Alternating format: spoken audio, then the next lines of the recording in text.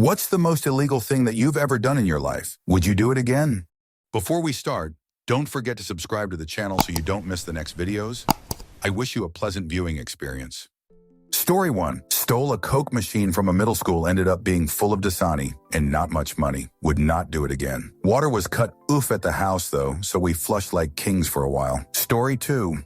Driven on a suspended license. Still the only thing I've ever gone to jail over. And no, it will not be happening again. That shoot got expensive real quick. Story 3. The last job I worked at, pizza place, I knew I was quitting due to moving out on my own for the first time, 3 months in advance. We only had one camera in the front of the store and only 2-3 people on shift at a time, so I thought I'd test my luck. At least 3x a week could take home at least one thing of some product, whether it be a stack of like 650 paper plates, a giant roll of garbage bags, utensils, etc. And now 6 months later, I have a ton of plates and garbage bags and whatnot remaining still. They never found out. Answer. I used to be a hotel front desk clerk. None of the on-site uniforms fit me, so I had to bring my own suit jacket from home. My jacket just happened to have a hole in the front breast pocket where I kept the pens. Every time I put a pen inside my pocket, it would fall into the inside of the suit itself, where I could easily retrieve it at the end of my shift. I stole hundreds of pens this way from the hotel.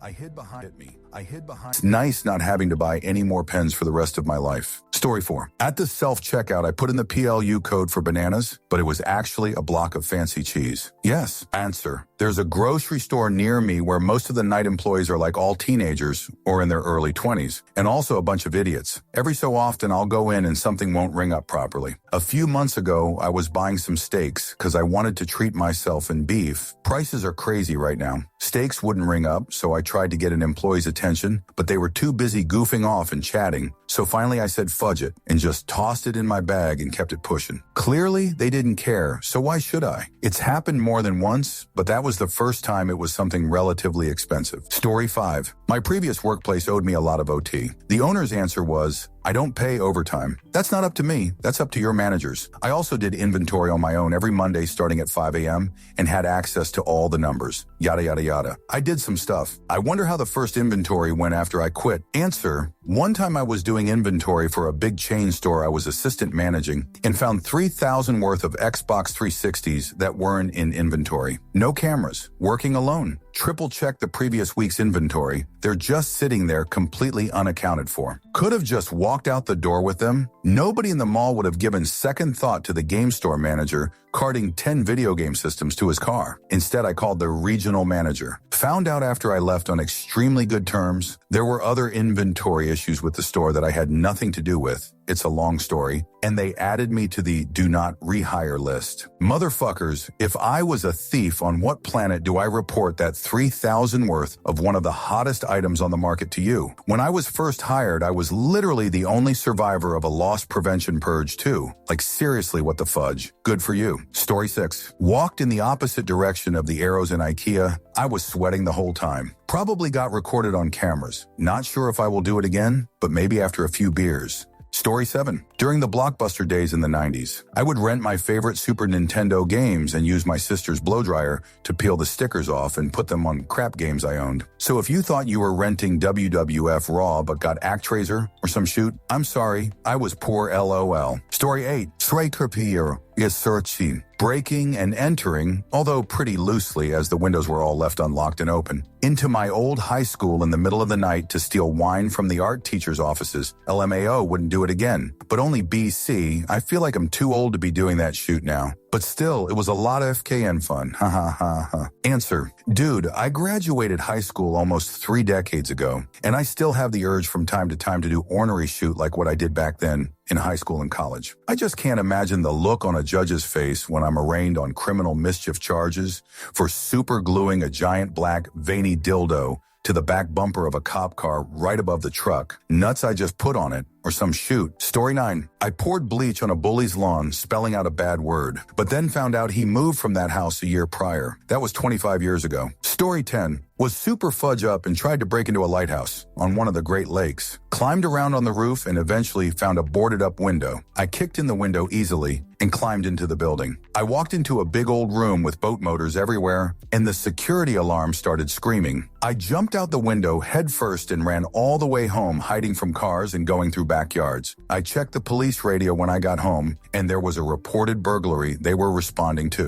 My dumbass forgot people live in fudge lighthouses. I didn't just break into an abandoned structure. It was someone's fudge house. Story 11. I have given an account of an MLB game without the express written consent of Major League Baseball. Story 12. Impersonating a cop, pulled over an undercover state trooper, and ran from them, ending in a high-speed chase. About 6 to 8 cop cars finally pulled me over, guns drawn. I was 17. Story 13. I don't look at it as stealing, more like I liberated my neighbor's dog from the chain it lived on without said neighbor's knowledge. 1010 would do it again. The pup lived the next 10 years as the only child of millennial parents. Story 14. Late 1990s, I was growing green stuff and got caught charged with felony charges in California. I was taken to jail, processed, and released in about 6 hours. Never paid the tickets fines. When it became legal in California, 2016, I got letters stating that all charges and fines have been dismissed, taken off my records. Yes, I've been growing again since 2019. Story 15. Okay, I admit it. I snipped a sprig of rosemary from my neighbor's plant in 1979, and it's been eating me alive ever since. Story 16. Took a dab pen onto a plane and hid it in the bathroom. No, wouldn't do it again because I didn't realize there's no airflow, so everyone knew exactly what I did. Story 17. Sold pot in high school.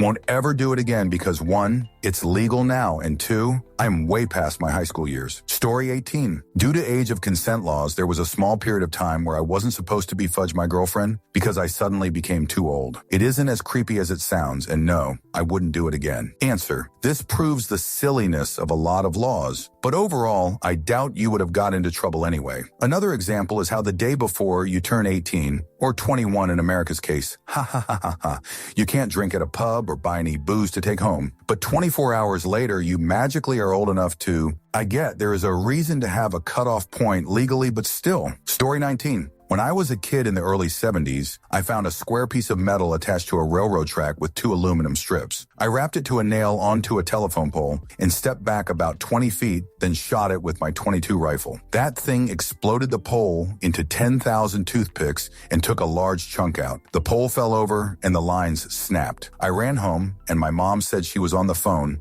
and then it just went dead. Story 20. Leaving Islam and convinced my sister to leave as well because my father tried to sell my underage sister to an old man as wife and slave and almost eliminate my mother, and tried to turn me into a jihadist where I used to live. Leaving the religion is a capital offense. Story 21. Found out at the time, GFSX had sad her multiple times after she broke up with him. Found him that night and put him in the hospital real quick, and I abso-fucking-lutely would again. Story 22. Marijuana versus Hanoi stole about 6,000 in Ring smart cameras from TED Talks, opened an illegal substances dispensary, invoiced 20,000 on a 2,000 project because I knew their accounting department wouldn't catch it. Some more, ran a textbook pirating ring at my university back in the mid-2000s. Back when vaping was just getting going, drove across country borders with industrial amounts of 99 nicotine solution, which is considered a highly regulated poison. Story 23. Sold semi-large quantities of substances, about a lb of plant substance a day, cost $1,200 then, profited about $1,800, and about a quarter pound of meth a day, cost $1,000 then, and doubled my money, convicted 2017. I must say, the luxuries were nice. They can all be assumed, and most would be true. Star hotel trips on whim, buying new cars off a lot cash money, many people who would do many things with just a phone call. But cops took it all, and I mean it all, and what they didn't, the hood did, since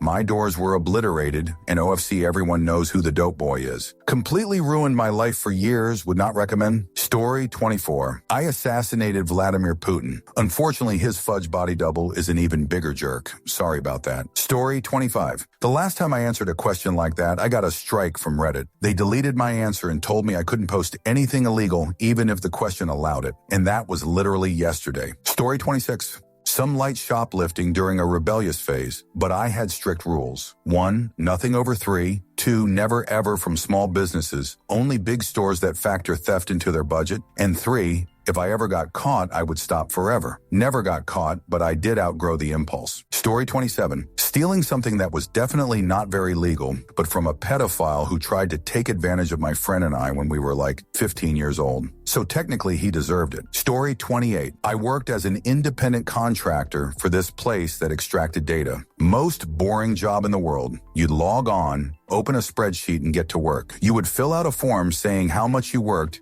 and they'd pay the next week accordingly. You could work a maximum of 40 hours. I figured out nobody ever checked a goddamn thing at that company. I didn't do shoot, but I got paid for 40 hours a week for about 6 months. I had another full-time job, too. Every once in a while, they would send a clearly generic email saying, "We see you working hard and appreciate your efforts. Thanks for the great work you do. Keep it up." I never talked to a single person at that job. Story 29. Growing, distributing, plant substance and shrooms, pounds and pounds of each. It was my full-time job for a while. Plenty of run-ins with cops with lots of product in the car. Some foot races that stretched basically across. Had a lot more issues in my life. Gotta love statute of limitations. Story 30. MDMA. And yes, first time trying, it was truly one of the best moments of my life. It was not at all how I expected it to be in the best of ways. And I think it really does have therapeutic value and should be researched more. It being illegal is truly perplexing. Story 31. When I worked retail, I was given a store iPod for doing audio demos for docking stations and portable speakers at the time. Part of the policy was that I had to keep it at home for safety purposes and bring it to work. When I quit, they never asked returning the pod. That's how I got a free iPod Classic. Still have it to this day. Story 32. I aided and abetted undocumented immigrants and assisted them in their journey deeper into the U.S. I did this as activism. I did not receive money. The statute of limitations is out, so I can talk about it, but I normally don't. I would not do it now. I am older and have a lot more to lose. Look weird, but not. Migration is a bit more complicated now than I did then. Answer, there we go. I was looking for something serious in here. I committed about 50K counts of wire fraud, computer intrusion, various Sarbanes-Oxley violations, and conspiracy to do all the above since I worked with a team of 3, and we coordinated everything. I worked for a large consulting firm, and we would process HAMP applications to help foreclosed borrowers keep their homes. Borrowers were offered the new contract, then had to make 3 good faith payments. Then we would recalculate their finances, adjust the terms a tiny bit, and boom, their 1,830-year mortgage is now an 860-year mortgage. But if borrowers happened to get a new job in those 3 months, they no longer qualified for HAMP and were back on track for foreclosure, just because they happened to fall into a decent-paying job at the tail end of a bad recession. The organization identified an alternative mortgage that was essentially a HAMP for people who got a job while applying for HAMP, except it was going to be about 6 months to implement it. So me and 2 other dudes just kind of forced the project through. I'd pretend to go get a cup of coffee, swing by the call center, get a spreadsheet file from a supervisor I knew on a USB. I'd take the USB to a systems engineer, and he'd put it on a common area shared drive. I'd read it and edit a spreadsheet of my own that would push updates into the production database. And the next day, a couple thousand borrowers would be out of foreclosure, even though they got a job. Did this over the holidays for about 2 to 3 months. Was terrified the whole time. Now, statute of limitations protects me. Absolutely, I'd do it again. Story 33. I suppose had intimacy in public, kinda? When I was in college, there was this building that was built like a round European cobblestone tower on the side of a regular building, and it'd have like 4 or 5 floors. The first 3 were for classrooms and the top 2 were for administrative offices, but the very top one was virtually devoid of people and had a cool outdoor single-person bathroom that my girlfriend at the time would give me oral in, and it was awesome. Off topic, but this bathroom had 2 toilets side by side with no divider. They both worked, and it strangely had a shower head directly above one with non-functional handles. So what the hell was this bathroom? Again, we were completely out of the way, in a locked bathroom, and always left the way we came in. So I don't know if that specifically constitutes intimacy in public, but it's probably the most illegal thing I've ever dared do. Absolutely would do it again. Story 34. Forged some signatures on mortgage documents where people had forgotten to sign something to avoid the processing closing their loan, taking another day because they'd have to come into the broker's office to sign themselves summer job. And I was doing what I was told, so no guilt. Story 35. Can share because I didn't do it. Dismissed. It's decades old and fudge up my life for years. TLDR. justice system sucks. Don't stick male body part in crazy. The part I did do, not going to court for traffic tickets in 2 places on failure to appear in court. Both second offenses on the same thing. In Oklahoma is not nice, plus yeah, that's on me getting high. Plant substance. Before court, then not going because I was high. Young and dumb. The city warrant one had a judge whose pet peeve was missing court, so got the city max 10 days. Essentially solitary. No showers all 10 days. Not enough food. Awful. My shoot smelled better than me. Then almost 4 weeks in county jail. My GF at the time decided to find out about meth and cheated while on it while I was in jail. Found out about after initial release. More fun after I wrote her so much on self-reflection. Real change sobriety for the better I just had to say first. All-time low. That ex-GF begs for me back immediately after I try to close the door on the relationship.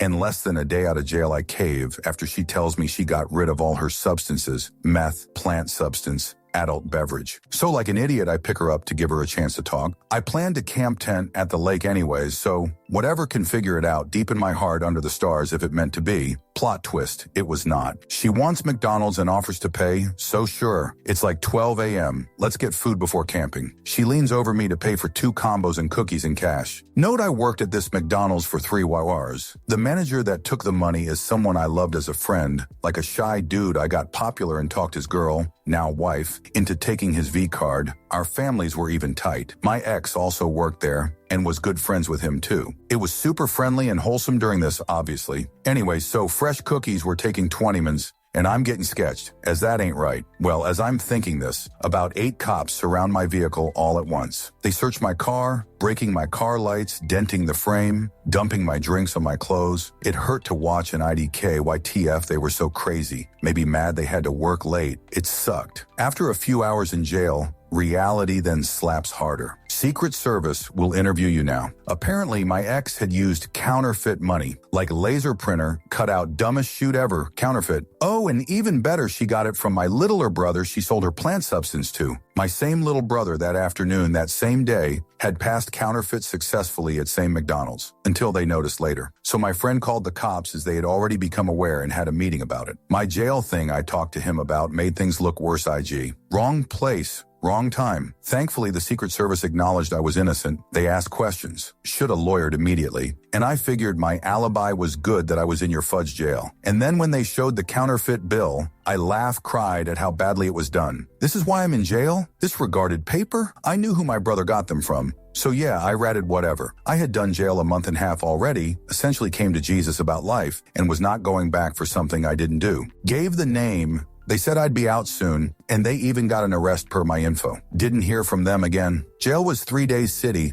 month and a half county. Again. Got my mom to bail me for $1,000 after her scraping together what she could. Then it's required that fighting a felony is 1.5 kinderman on a lawyer. That's not a lawyer price hike. It's actual law here. And if public defender, I'd been 6 to 12 months out and probably would have lost. Thankfully, my mom knew a lawyer, so I made payments for a couple years for that. They deliberated my case in the break room, drinking coffee and eating donuts. Even talking shoot, despite knowing I could hear. Case dismissed. But I also had a court and jail fees. Around $500, $600. When I asked the judge why I had to pay when I was innocent, he said, someone has to pay for all this, and that someone is you. Well, it gets better before the case even happened. The bail bond man calls my mom at 11 p.m. asking her to come in to sign papers. She has leukemia and going through chemo radiation. She beat the cancer, BTW, still alive. She says, no, we'll do it tomorrow. They call me, say they're bringing me papers to sign. I say, cool. I'm at this address. When they arrive, full-on SWAT moment and arrest me. A fudge dozen dudes with assault rifles and body armor excess. For the 3rd time before the case was done,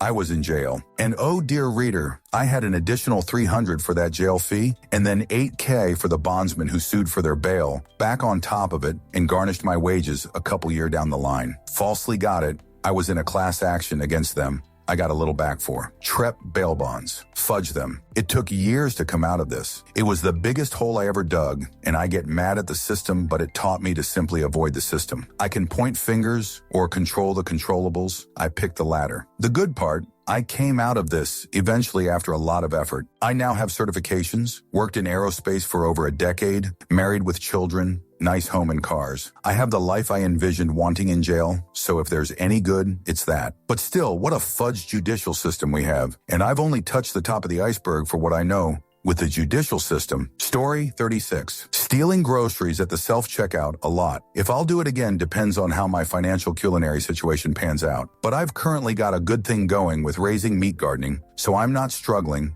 and having years of experience producing food only makes it easier. As long as it stays that way, I'll pay for any occasional groceries I need. If I find myself unable to afford food again, I'll still get it. Somehow, crimes or no, if that's how it goes. Starving while working full-time because you're afraid of breaking the poor law is insane. I've been there. Never again. Fudge the law. Story 37. Not the most illegal, because I'm not telling you that, but one of my favorites was breaking into the community dive pool at night with my buddies, and we would jump off the high dives. Story 38.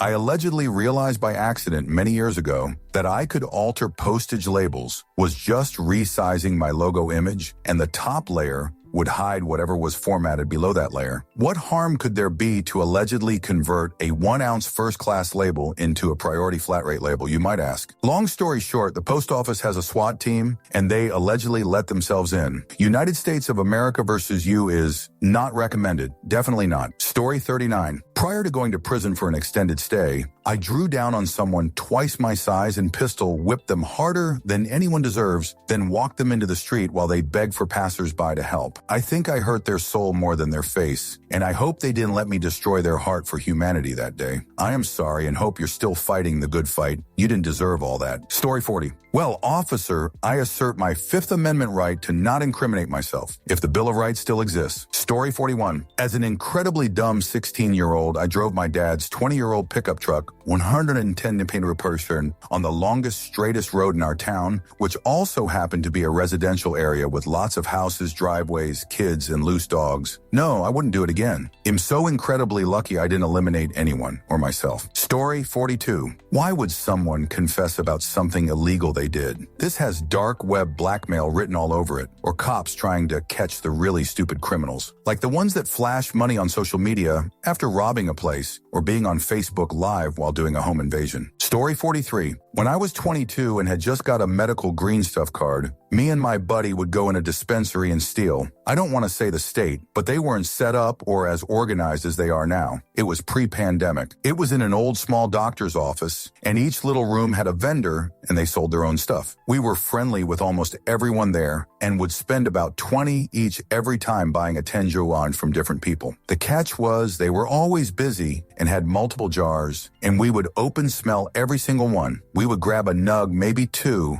and act like we put it back and secretly pocket it. Do that in 20 jars, we'd come home with almost a quarter each and sell it. May not sound like much, but man, it felt illegal as fudge. I've never told anyone. Story 44. Robbed a bank 15 years ago. It wasn't worth it. And no, I would never do it again. I got 5 years for it did, about 3 of the 5. I walked out with about 6,700, and my friend told on me. He thought he was going to get the fake 10K reward money, and yeah, he never got that. When I got out, I promised myself I would never feel that broke and desperate again. Story 45. Conceal carried without a license because there was an active Nazi rally happening a quarter mile from as organized as they are. Yes, I would in the same situation. Story 46. Not 100 sure as I didn't have a breathalyzer, but probably drove tipsy. I was probably 5 under the speed limit the whole way and only drove a few miles as I was so nervous. Never will do it again. Story 47. Shoplifting food. Fudge these prices. Fudge. Yes, I will again, but only from the big names. I get all my veggies from small local farmers markets. I never steal from them. Remember, kids, if you see someone stealing food or diapers, no, you didn't. Story 48. Service. Unapo. Male ordered an underage ladyboy named Bruce from Thailand and threw him into a volcano as a child sacrifice for a bountiful opium growing season while downloading the last season of Lucifer the day before I robbed a bank and double parked my stolen, not street legal, our parents to return that was playing pirated Sirius XM. 10 out of 10 would do again. Story 49. Me and a buddy broke into an old Sears warehouse, or at least we thought it was old. We were both around 13, 14, And every day on our way home from school, we'd see this huge warehouse off the main road, right across the street from a local grocery store. We called it the abandoned building. No crazy special name or anything. There were train tracks that ran behind it and continued into a small wooded area before opening up to a neighborhood that stretched basically across the whole town we lived in. The town wasn't huge, but it felt huge when you walked the whole thing on foot. It's kind of a hard layout to describe, but it was essentially a mega neighborhood with the main street cutting through the middle. We had a few stores off the main road, like a snow cone and candy store, a grocery store, and a car wash. My friend lived on the outskirts of town, across from a huge water reservoir. It wasn't deep, but it was really wide. There were fences around all the ponds. It was kind of laid out like a crawfish pond, but without crawfish. If you cut across this field, you'd run into a ditch we called the coulee. If you cut across the ditch, you'd be on the railroad tracks. If you went left, you'd find a forest across the tracks that had a haunted trail attraction that opened up around Halloween. If you went right, you'd end up at the back of the warehouse. Both directions were a pretty long walk, about 20 minutes either way. Anyway, now that I've set the scene, here's the illegal activity part. It was probably around 2 in the morning. We were still awake doing teenage things, stealing his grandpa's beer and cigarettes, watching YouTube, and playing video games. We got bored, like most teens do, and decided to go outside and walk around his trailer park. Our first offense happened when we noticed a car parked in someone's driveway. The doors were open, the dome light was on, but the car was turned off. We kept walking, but after our third pass, we decided to check it out. We found around 100 in 20s and 10s thrown all over the car. Of course, we took it. Looking back, since the area we lived in was mostly poverty, I feel awful. That could have been someone's last 100. We eventually left the neighborhood and made our way to town to roam the streets. We crossed the reservoir, the coulee, and got onto the railroad tracks. We met up with some friends and messed around at the haunted trail until about 3, then headed back to the tracks. My buddy got the bright idea to break into the warehouse to see how scary it would be at night. We'd already been inside a few times during the day to poke around. Looking back, it was either homeless people living in there or other kids who had trashed it. Fire extinguishers had been emptied all over. Broken fluorescent bulbs were everywhere basically. The place was wrecked. Our other friends didn't want to go inside because they were either scared of the building or scared of getting caught. They headed home, since they lived about a 5-minute walk past the wooded area I mentioned earlier. We waited until they were far enough away that we couldn't see them, then made our way inside. And sure as HT, it was scary. The whole time it felt like someone or something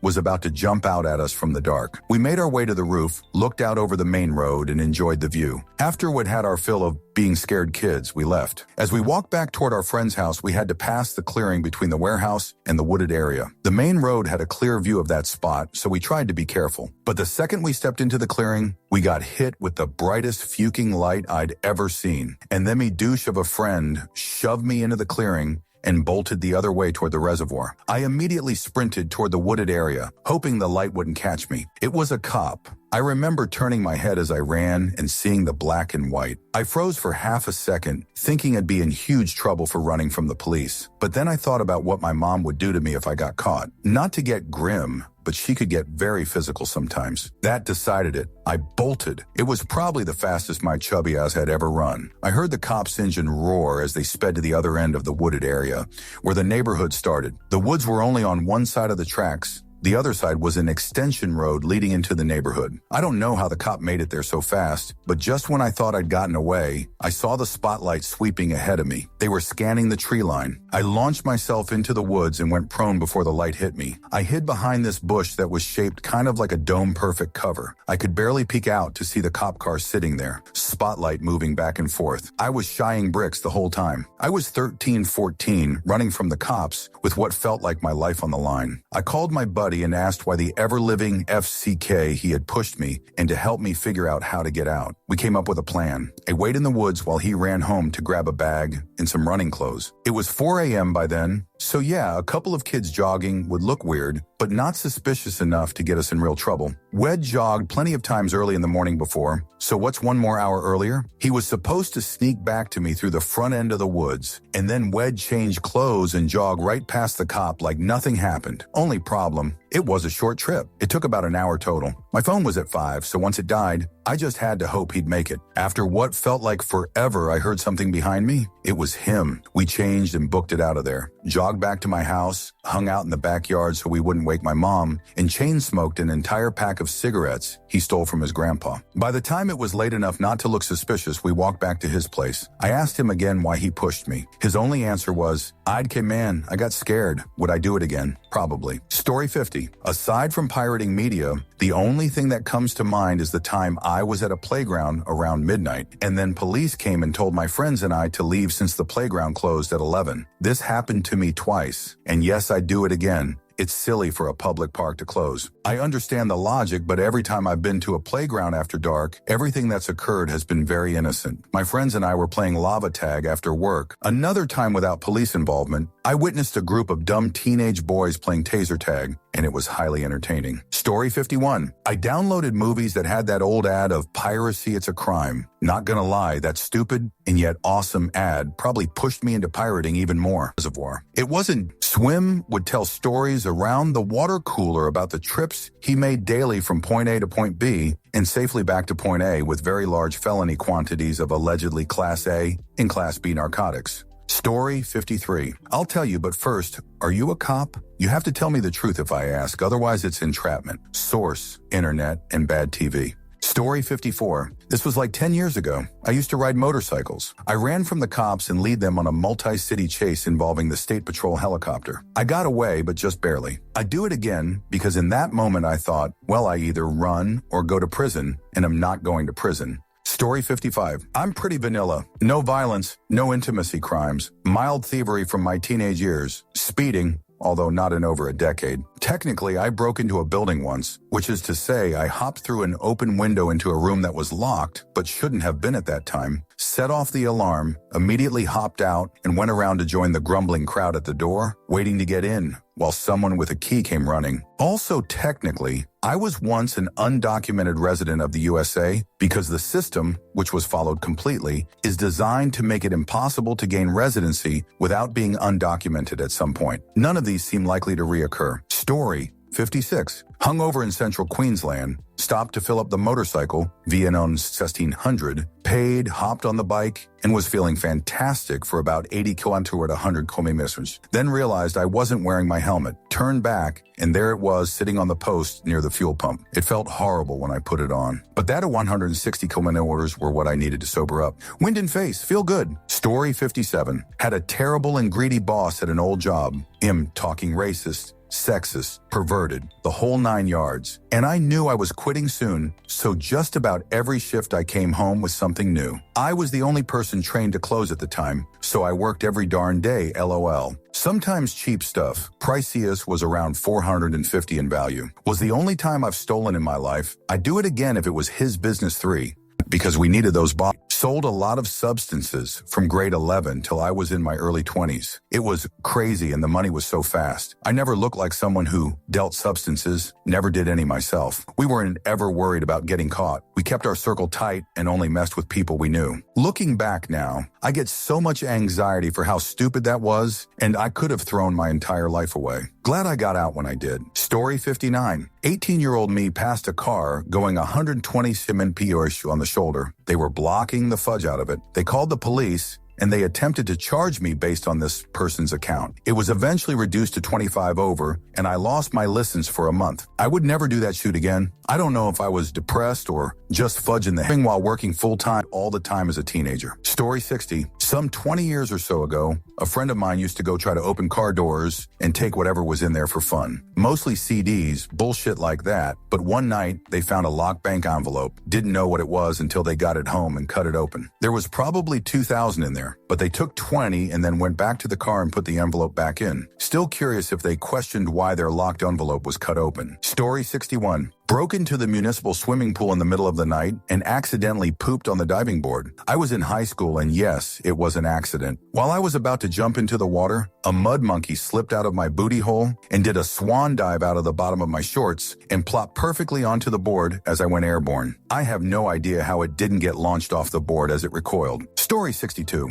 Got my truck hung up in the bottoms. Remembered a state road depth backhoe parked 1.5 miles away up by the main road. I found the keys under the floor mat. borrowed the backhoe for an hour after midnight and returned it. After we realized all state equipment operators left the keys somewhere in them. Early 90s were fun. Story 63. I stole a fudge ton of Bakugan when I was young. Think me and my pal single-handedly put that Kmart out of business. Story 64. I helped a mate try to steal petrol from a council depot. My mate got caught by a security guard and I stepped out of the night in solidarity, I suppose. We were let go because we didn't even manage to get a drop into the jerry can. LOL, I was 20 and really stupid. It could have been catastrophic as I was in the Army, and it never occurred to me that the consequences would have had me discharged. I'm now 64 YO, and I've never deliberately broken the law again. Story 65. A lot of substances, got caught eventually, have a background. While I love the substances and it's probably the best feeling I've ever had, I wish I could go back and not do it. Becoming a convicted felon changed my life negatively in so many ways. It really sucks because I feel like substances possession is basically a victimless crime. Story 66. Speeding 125 on the 10 freeway on a motorcycle with no traffic. Got pulled over by a motorcycle cop and was ticketed $1,200 and had my license suspended for 2 weeks. I wouldn't do it again because 6 months after that, a friend of mine died speeding, and a year later, another friend ended up crippled. So no, I leave speeding and aggressive riding for the track only. Story 67. Driven on a big dose of mushrooms. Surprisingly, the only hard bit was the first 5 mines. My brain's spatial awareness for the car felt like it reset. Then it was really easy and chill driving. Never felt like my reflexes or judgments were impaired, but I'd never do it again for fear of consequences if I'm pulled over, because I cannot for my life talk like a normal human when tripping. Story 68. Transported multiple kinds of substances across multiple state lines. For the record, it was a cross-country road trip with my best friend, small amounts of through the other exit, drive mostly sober. Story 69.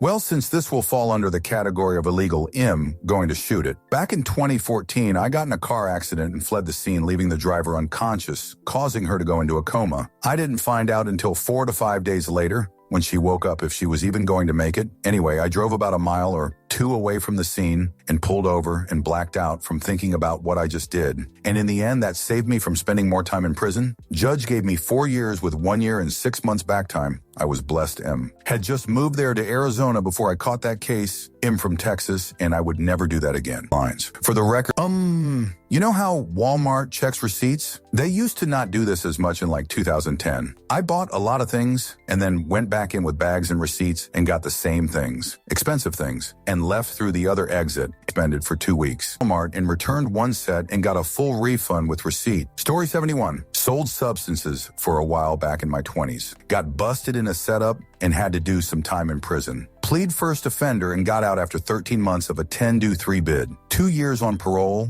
and 7 years on probation, and I was able to get my record expunged and got all my rights back. It's been over 20 years now, and it completely changed the trajectory of my life. I'd never go back to that lifestyle. Story 72. Caught for DUI, sober now and would never be in such a position for never caught for? Fell asleep on a sofa at a college party. Found out after leaving with some friends that woke me up that the host decided to point an unloaded gun at my head and pulled the trigger to be funny. Got my gun from my car and kicked his door open. Mine was loaded. Friends talked me into walking away, much in like 2010. Nice try, Fed. But no, seriously, mine was pretty dumb. I bought an ounce of plant substance back in 2010 because a friend of mine had done it in order to turn around and make a profit, and I figured I could do the same. First guy I approached was an off-duty cop. Story 74. In my younger days, I was a huge kleptomaniac. I stole anything I could get my hands on. It was never about the money or the items. I just loved the rush. Wearing the right clothes, mapping out all the cameras and playing it cool was exhilarating. I did this for years and no one had any idea. One day I got real close to being caught. It was one of those, we know you did it, but we can't prove anything in situations. I stopped cold turkey after that. I won't ever do it again. Went out on top with a clean record. Pretty sweet. Story 75. In our last year at high school, one of our friends hosted a party at his house because his parents were overseas on vacation. His father was a cop. It was a small town, and his dad parked his cop car in house garage while they were away. During the party, I ended up dressed in his dad's cop uniform, driving the cop car with about 5 other dudes around town, turning on the lights and sirens and accelerating fast up behind cars as they dutifully pulled to the side of the road. Never got caught, but during the ride we were playing with the radio comms unit in the car. We would push the button and make heavy breathing noises or garbled talk. juvenile when I think back. But we left the unit on when I parked the car back in the garage. And when his dad got back from vacation, the cop car had 2 dead batteries. His dad couldn't work it out as he made sure everything was shut down before he left. Sorry this is long, but there's also a footnote. A couple of years later, I bought a new car and drove it off the lot and immediately went for a long drive. Without really thinking, I drove through a road work area and there was a temporary sign decreasing the speed limit. I just hurtled on at 75. Then I had lights in my rear window. The cop came up to my window and it was my friend's dad. He didn't recognize me at first, but when I gave my license, he smiled and said, "Okay, you're off with a warning." He had no idea I once his uniform and drove his car. The security alarms.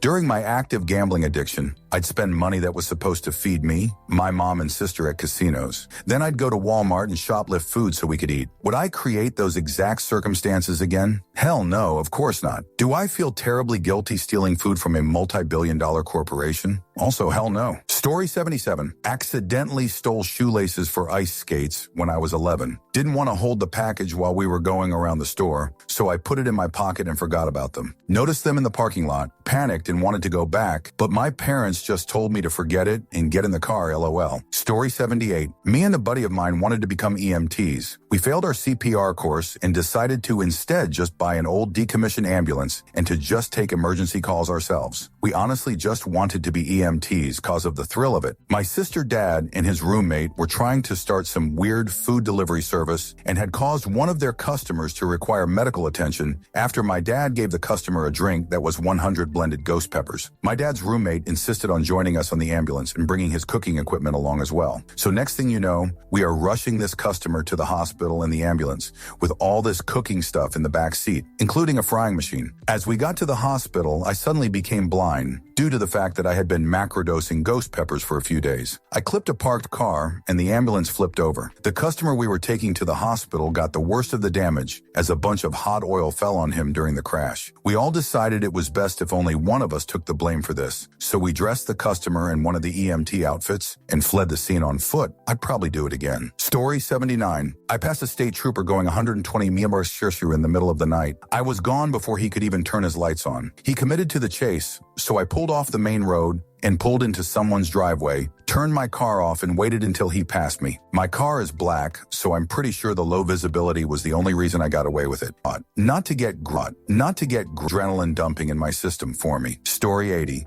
I sail the 7 seas of the internet and have no intention of stopping. I dead-ass toward the wooded area. Anything anymore. But where there's a will, there's a way. Story 81. A jerk who used to beat me up in HS, I saw out drinking in the bar, acting like a jerk. On way out, I saw his car. I had a spray paint can of black Premier on car. I painted both his license plates black. Story 82. Robbing substances dealers. Easiest licks of all time. Stupid people who tell their customers everything. Where they hide stuff, when they're going on vacation, what days they get more. Story 83. Most of the robberies I did were when nobody was even home. Only took substances and money so they couldn't call the cops. The craziest robbery I was a part of was these 3 dudes who had like the party apartment where everyone would go and hang out and do substances and drink. And one day I was with this group of, let's just say, less than trustworthy people. They wanted substances, and I told them I knew where they kept the stash in the apartment. One of the guys I was with said, "Let's go get it then." Handed me a ski mask and a pistol from the back of his car. Other people got different guns. The guy with the guns brought a shotgun. The one woman with us just brought a knife. But we rolled up to the apartment, 6 people deep with masks and guns, kicked in the door, told everyone to get on the ground. I think it was 5 people in the apartment at the time. The guy who gave us the guns gathered everyone to the living room and made them kneel with hands up. I ran to the bathroom and got one stash under the sink and quickly searched 2 bedrooms. We left after I told them we're good, we got it, and we made off with about a half a pound of plant substance, an 8-ball of coke, and a handful of pills, some Xanax and some Oxys. Easiest lick ever. Nobody got hurt, and we partied like the world was ending tomorrow. 1010 would absolutely do again if I could guarantee it would go that smoothly again. Story 83. I defeated Skeletor when I was on home arrest. Traveled all the way to Castle Grayskull to do it. I would do it again, but next time charge a fee. Story 84. Back in my rebellious youthful days of total insanity, I once ran through some fields of wheat with a friend, and let me tell you, the neighbor was probably not happy about that. The pandemonium that would have caused if we would have been captured could have been uproarious. Story 85. Living under late-stage capitalism forces me every day to do something illegal just to survive. Thoughts and prayers, America. Craziest robbery. Psychedelics many years ago. I was looking for something spiritual and never found it. Interestingly enough, I found that when I wasn't looking. That's life, I guess. Wouldn't again, except for maybe mushrooms. There's something healing I felt in that. Story 87. Threw a broom at a cop and got arrested. I was 12 years old. To be fair, I was trying to throw it down in defeat, but had terrible aim and threw it a little too close. Nothing ever came of it, but that was one of the more defining moments of my life that definitely changed me. Story 88. As a kid growing up in the city, construction sites can be more like playgrounds than forbidden areas. My buddies and I would frequently go into the site and look around. We weren't vandals. We just liked climbing on things and checking things out. No, I would never do that again because 1, adults doing that are trespassing, kids are bored. 2, eventually left the neighborhood, hurt myself since I'm not invincible anymore. Story 89. Probably this time, me and my friend filled a hookah with plant substance and drove around his neighborhood and hotboxed his car with it. This was before plant substance was legal, but that would still be very illegal to do again today. I would not do it again. I have a home where I can smoke in peace now. At the time, I was living at my mom's and she wasn't okay with me smoking. Story 90. When I was about 20, I am now 65, I snorted coke a couple of times. That was before the Len Bias event, which seemed to provide society the info that the shoot is really dangerous. No. Story 91. Me and my grandpa haphazardly hauled out an old refrigerator from his place of work. Then we cut it open and let all the Freon into the ozone layer and into our lungs, just so my grandpa wouldn't have to pay extra at the dump. Story 92. We'll never reveal and no and yes to the last question. No, I wouldn't do it again per se, and yes, I would. But I'd give a bigger way. Fuck, you dig bigger. Story 93. As an adult, I was broke and really wanting a glass of milk, so I stole a quart of milk that was on a neighbor's doorstep. It was so friggin' good. I still feel bad about it though, more than a half century later. As a kid, a bunch of us accidentally broke the back window of the garage in which was stored the entire inventory of a very ardent Watkins Products door-to-door salesman. All his little knickknacks, potions, lotions, powders, you name it, all it right there by the broken window for the taking. So, thinking logically, we put on our Cub Scout uniforms and began our very own fundraising campaign. We were caught within an hour or two and forced by our parents to return each person's money, apologize to them, mow their lawns for the rest of the summer, mow our own lawns and sundry other chores. All summer, apologize to everyone involved. Buy Mr. Murphy a new window, install said window, and I got a whack across the jerk for good measure. Other than the aforementioned quart of milk, I never committed a theft nor a breach of trust ever again. I don't think. Story 94. Ran from the cops with my younger sister when I was 16 a few times. Always got away. City had a no-chase policy. I'd do it again, but not in the janky cars I was driving then. Story 95. Had intimacy with my girlfriend quite a lot of times, at a walking trail at night OFC, and even walked naked for about a mile, and fudge on all the benches we encountered, sometimes even on the pavement, all in the same day, and sometimes in the car at the parking lot. It's become a weekly thing for us. 10 out of 10 would keep doing it. Story 96. Probably armed robbery. Depends on the situation. I prefer to never do it again. Definitely wasn't worth it. Story 97. Provided adult beverage for a party attended by minors. Got caught, got probation and community service. That was an eye-opener. And no, never again. Story 98. Ran a stop sign. I got a ticket. I'd rather not do it again. But the first one was an accident, sign hidden by a bush, which has since been cut down, so I can't rule it out. I'm a cautious driver though. Story 99. Completely tipsy, I accidentally broke into a random stranger's house and slept on their couch. Didn't get caught, but 20 years later would never do again. Story 100. I was my husband's primary caretaker while working full-time up until the day he died. We are in our late 50s. Before I called hospice, I took a few of my husband's leftover pain meds to use later when I knew I wouldn't be able to sleep. It was stupid. And I should have just asked my doctor for sleeping pills. Those pain meds were way too strong for me. The result was ugly. Passed out going up the stairs and had a black eye and fat lip to show for it. Asked him again why he won. Showed up to work tipsy, stoned, and coked out of my head with a fellow co-worker, Randy. I got an award that night for being the most effective employee. Boss never found out. Win-win in my book. Plus I had a hell of a lot of fun lol. Never again though, after what almost happened to Randy. Story 102. Sober 10 years this New Year's. Feels so good not having paraphernalia in baggies hidden in weird places. Plant substance is also legal in my state, so no more weird substances dealers hitting on me. Story 103. Drove with an expired license. To be fair, it was only twice. It was to and from the hospital when my dad had a stroke and the ambulance was too expensive, so I drove him. Story 104.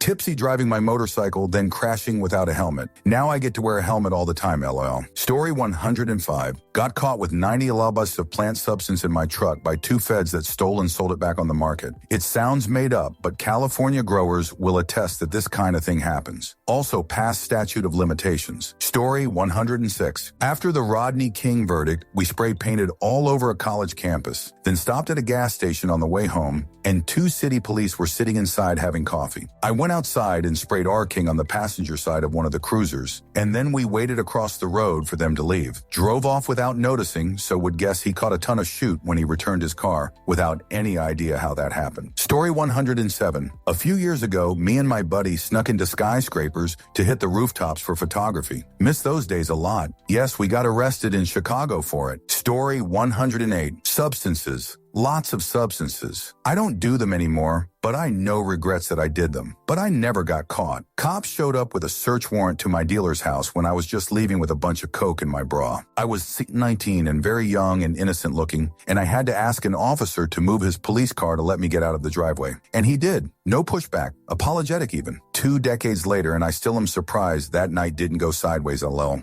Story 109. Had a tail light malfunction while having no tags, no registration, no insurance, and no driver's license on me. I left the traffic stop with a warning and sold the car soon after. Story 110. Trespass vagrancy. My home life was shoot growing up. Tried finding help in a friend's home, but their mom called my parents BC. She didn't want to kidnap me. Between her and one of my teachers, I didn't feel like I could trust adults. Teacher basically told me to suck it up when I failed to memorize my lines BC. I was actively preparing to run away. Spent many nights in public bathrooms or unoccupied houses for sale. My worst night was sleeping on a park bench at 14. I was so fudge scared of being robbed or violation. I'm stable now and would happily trespass an abandoned property. Vagrancy isn't worth it, LOL. Story 111. Got horrendously tipsy, broke into a wildlife park, tried and failed to steal a wallaby, smashed the window of a tavern, and stole worth of adult beverage. After unloading the stash from the BE, the group of us ended up walking down the street and having an orgy on the neighbor's front lawn. That was almost a decade ago. I now have a child, rarely drink, and live a pretty normal life. I was just a bit of a wild teenager, and thankfully I grew out of it. Haha. No, I would not do any of that again. Story 112. The most illegal thing I've ever been charged with, not convicted, was attempted murder. I'd only do it again if I needed to. Story 113. I stole about 13 G from a business I worked at. Made a mistake one day, realized accounting wasn't doing their job. Took advantage of the situation that presented itself. I would probably do it again, TBH. They made millions in profit per year. I hold zero regrets. Best minimum wage job ever. Story 114. Breaking and entering. My neighbor went out of town but forgot to turn their alarm clock off, and our apartment building had thin walls. It went off at 6:00 a.m., and I had just gone to bed 2 to 3 hours earlier. On top of that, I had been out drinking that night and was fully expecting a hangover when I went to bed. I tried to ignore the alarm, but eventually I realized there was no way I could. It was hard to actually get into our building, but you could easily jiggle the apartment locks open with any key. I knocked a few times before walking in and unplugging their alarm clock. I probably wouldn't do that again, but I felt like I didn't have a choice at the time. The building wasn't managed well, so it probably would have taken them a while to do anything about it. There was no way I could have dealt with it for the few days they were gone. Story 115. I went AWOL from the Army for 3 days. No one even realized I was gone. That's how important my job was. I would do it again if I'd stayed in. Story 116. I built a plane and had a bottle ready for when it first flew. So after the first flight, I drank the bottle. Then I realized I had a written flight test that night, so I drove tipsy and passed my FAA written test tipsy. Once I knew it answered enough questions correctly, 70, I just guessed the rest. The ones I skipped were all the long calculations problems, done in 10 minutes. The proctor looked rather confused. Story 117. When I was about 12, My dad gave me his old iPod Nano, and a buddy happened to give me an iPod Touch that same week. By the time sold the Touch and lost the Nano in the process of moving out of the house, I had pirated thousands of songs. Enough music to completely fill the storage on both devices, as well as 2 or 3 2GB hard drives of music that I kept on rotation, moving music off of them and onto them from the drives every few weeks. It was awesome. Took years to build that collection. Story 118. Possessed a felony amount of substances? Definitely not. It was stupid to do it the first time. I didn't even enjoy it that much or make any money, and the risks of ruining my life were enormous. Story 119. Participated in delivering a kilo of coke to keep my roommate company on the drive. What can I say? Florida teen, 1987. Story 120. Was at a cottage party Airbnb. We could have sworn all weekend that the pictures of the Airbnb we rented were of the cottage next door, larger and nicer than ours, and the owner did a switch on us. We confirmed he owned both. Stupid and tipsy we were on the last night. One guy removed the window AC, and one of the girls that were with us snuck in the window, unlocked the doors, and we partied in both cottages all night. I passed out in one of the beds, thinking it was a Wednesday night. Surely the guy wouldn't come check on his apartment Thursday morning. Well, he did, and I got arrested for unlawfully in a dwelling, paid an association for women going through abuse $1,500, and got it wiped from my record. On one hand, I like to think I just donated to a good cause. On the other hand, I absolutely wouldn't do it again, LOL. Story 121. I did significant property damage to a school's bathroom. I won't go into details, but I should probably have done juvenile time. I would not do it again. It was dangerous and immature, and people could have been hurt. Story 122. I blew up my own car. It's okay, though. I had onset of severe anxiety disorder, resulted in a psychotic break with reality, and it made perfect sense inside that break. There's nothing quite as effective as both legal and mental health trouble to trigger a catalyst for change. Story 123. I tried to find my post to delete it, but I couldn't, but I just realized that isn't most illegal thing I've ever done. The most illegal thing I've ever done was back in the day. I used to be on methadone, me and my ex-husband. We are both on 120 milligram, and that stuff was like gold in the small town I live in. We sold it for $1 a milligram to a very, very small amount of people. People we knew could handle it, because that stuff's fudge deadly if you don't know what you're doing. And even if you do, sometimes it's still deadly. Before we sold to anybody, we always went over a very strict list of rules. No benzos, no painkillers, no adult beverage, and start small. You can always take more, can't take anything back, and we would do that every single time we gave it to them, even if they knew the rules. My ex-husband had someone I didn't know, but he knew them, so I trusted his judgment. Unfortunately, this guy was getting it for his brother. He told us that, and we almost didn't sell it to him, but we sat down and did the same spiel, because his brother swore up and down he'd watch him and all that good stuff. For some reason, my ex-husband left his bottle with him. We never did that because we needed those bottles to get our next batch of take-home doses, but Guy said he would give it back whenever we saw him the next day. We went home, and at about 3:01 in the morning, we got a text from the guy that we usually sell to, and he said his brother died. We asked how he said he did everything that we told him not to. We said our condolences, all that, and all of a sudden we get a text back saying, if we don't give him every bottle we have, he's going to take it to the cops. Take the bottle we left with him. Unfortunately, to stay out of jail, we had to text back, I don't know what you're talking about. Somebody stole our bottle earlier today. We were going to go to the police anyway, which obviously was a lot, and we sat there terrified. But the guilt to this day, the guilt from that has eaten me alive. Then I found out years later a girl I was really good friends with was actually the girlfriend of that guy, and woke up to him dead in her bed. It was her fiance, actually, that fudged me up even worse. I regret that more than anything in my entire life, and I never sold another substances after. Story 124. Broke into my high school with my hooligan friends and went on a serious vandalism rampage. We trashed that fucking place. There was not a charged fire extinguisher left anywhere. Threw javelins into whiteboards, broke windows, destroyed TVs and projectors, shoot on the principal's desk. It was absolute mayhem. How we did not get caught, I do not know. I do regret it now as an adult. I was not a good kid, but in my defense, I had dogshit parents and zero supervision. Would not do it again if I could go back. Story 125. Let's see substances dealing intimidation, blackmail, desecration of a corpse, grand theft, auto assault, not the intimacy kind, and grand larceny, 10 out of 10 with totally 7 out of 8 again. Story 126. felony breaking and entering, but I didn't know I was doing it. A couple of years after high school, I was hanging out with this girl who was surely just using me for rides and/or plant substance. She asked me to bring her to this party, and I had no intention of staying because I had plans with my friends. I vaguely knew one of the guys there, so I stayed to have a smoke with them. Within 10 minutes, I hear, "Ex-city police, get the fudge down here with your hands up." One kid literally jumps out of the second floor window. Cops have guns drawn, put us up against the wall, and arrest all of us. Turned out the group was hanging out in an abandoned house that they were aware of, and it still had electricity, furniture, clothes lying around, etc., so I had no reason to suspect anything. Cops wouldn't hear a word of my claimed innocence. In that short time, I went from stoked to meet up with my friends to sitting in the back of a cruiser. Got it dropped down to civil trespassing in court. Funny enough, if I recall correctly, the kid who jumped out the window got away. And no, I wouldn't do it again. I didn't even want to do it. Thank you for watching the video all the way to the end. If you'd like to see more content like this, you might be interested to know that I've created another channel with a similar theme, especially for those of you who enjoy what I do. I'll leave a link in the description, and I hope to see you there. Take care.